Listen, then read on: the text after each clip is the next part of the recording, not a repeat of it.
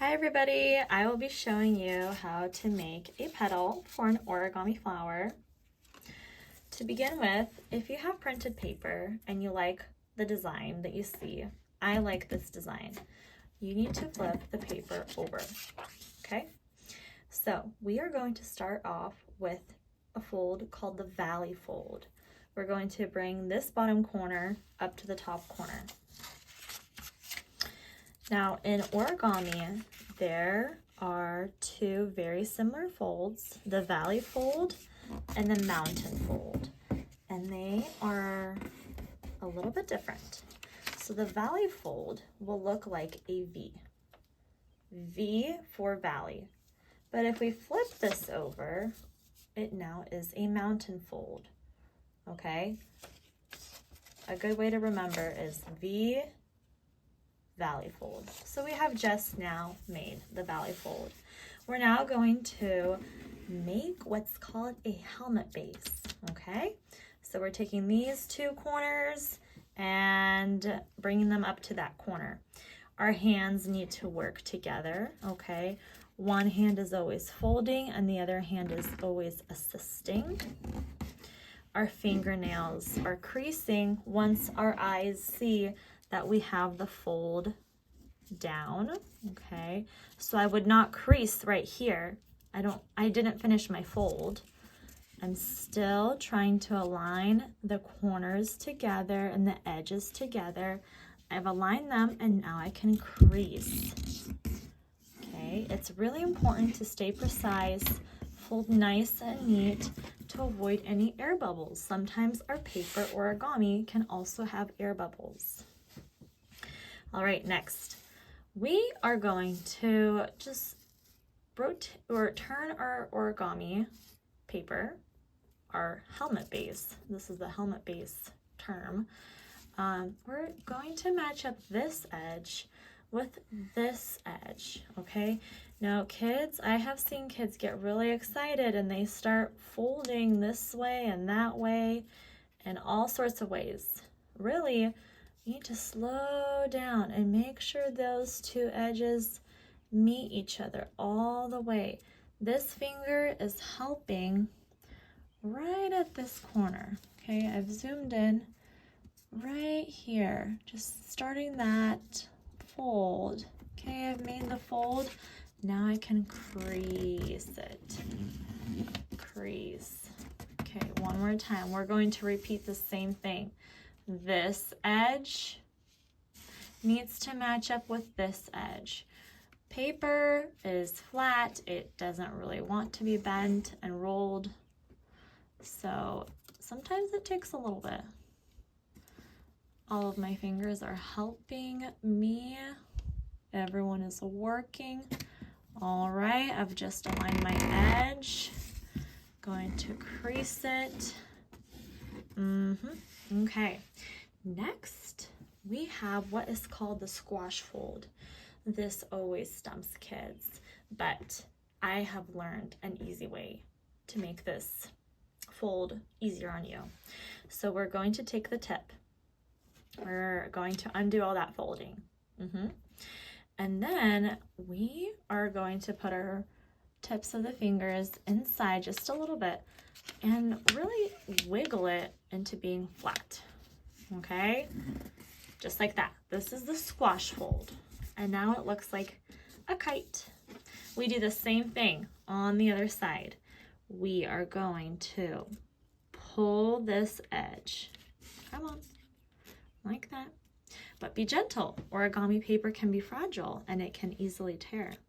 So once we have pulled this part, we can put our fingers inside and just tell it to flatten down.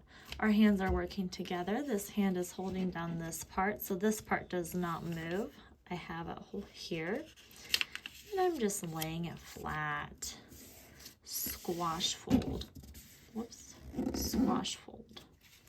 Okay, now we are going to fold the tips down, okay? And again, really make sure that you're being nice and neat that you're not being sloppy, that you're not rushing through. This is not worth rushing through. Okay, all right. Now, we're almost done. We need to, I call this the mini taco fold. It's not actually called the mini taco fold. I just nicknamed it that way to help my students remember. And I'm sharing with you now. So I tell kids mini taco fold, then mini taco fold, okay? Now, I spilled some glue earlier, but I'm just going to use a little bit on my Q-tip. I'm going to put some right here.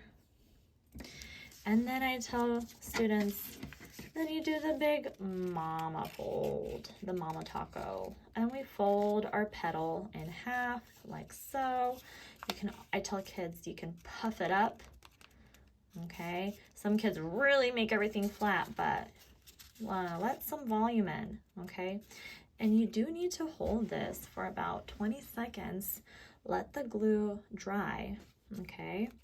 But once you are done and you have several petals, I have this one right here, you can start piecing them or gluing them together.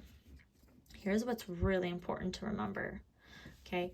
We put glue on the edge. So when we look at our petal, we're putting it on right here, and this will be the middle of our flower, just here, okay?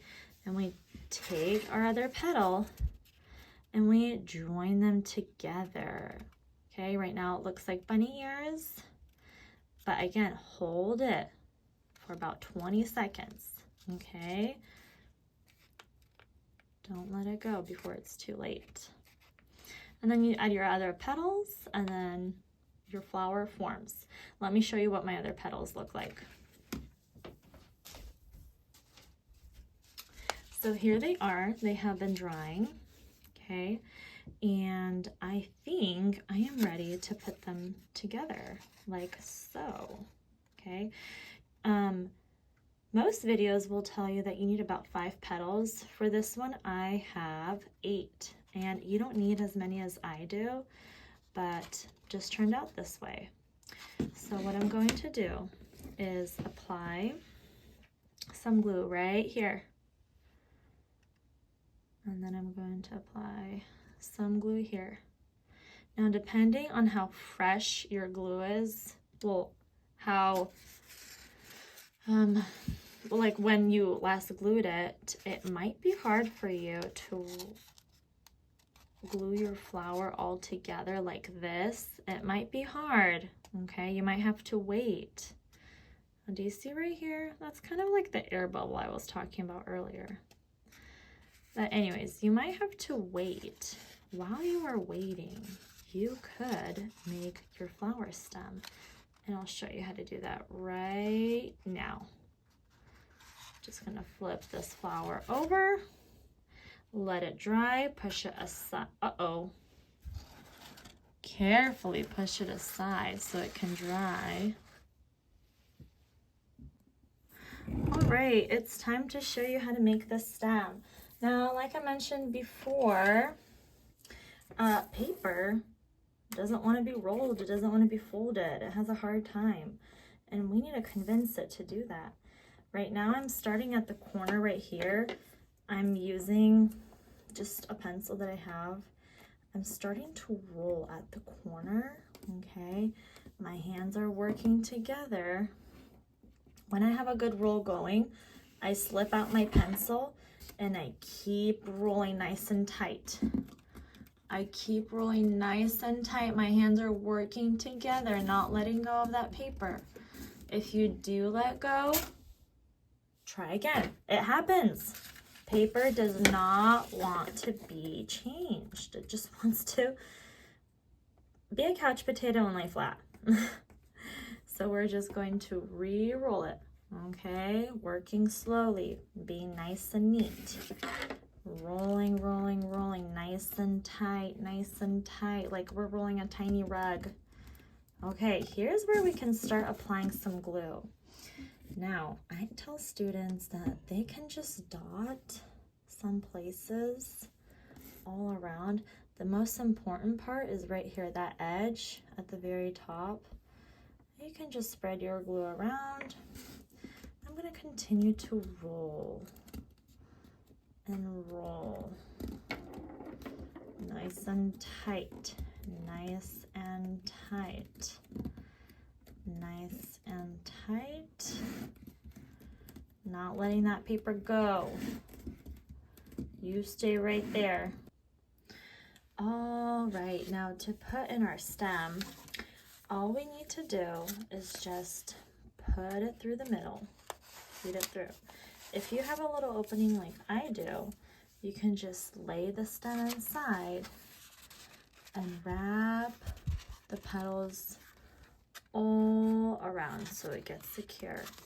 To make sure that it gets glued in, you can use a paper clip or a maybe even bobby pin to keep it held together. I am going to go ahead and apply some glue right in the middle, so that way my